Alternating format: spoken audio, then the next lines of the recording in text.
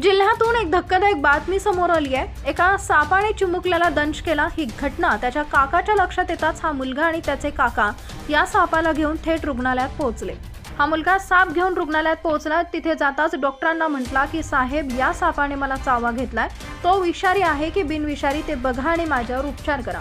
मुलाचं हे बोलणं ऐकून डॉक्टरांनाही आश्चर्याचा धक्का बसला। घटनेबाबत अधिक माहिती अशी की ही घटना अजिंठा गावातील खारीबारव इथे घडली।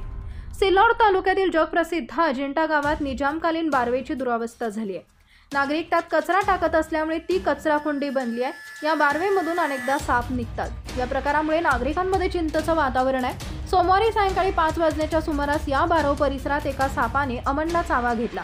या मुलाच्या काकांना त्याला सापा चावा घेत असल्याचं दिसलं। त्यानंतर काका शेख चांद शेख जलील यांनी लगेच त्या सापाला पकडलं आणि ते मुलाला आणि सापाला घेऊन अजिंठा येथील ग्रामीण रुग्णालयात पोहोचले।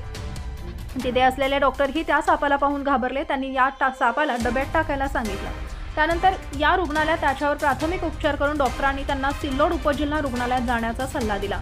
सध्या या चिमुकल्यावर छत्रपती संभाजीनगर येथे उपचार सुरू असून त्याची प्रकृती चांगली असल्याची माहिती डॉक्टरांनी दिली आहे। विशेष म्हणजे या संपूर्ण प्रवासादरम्यान हा चिमुकला न घाबरता चक्क सापाला आपल्या उशाला घेऊन झोपला।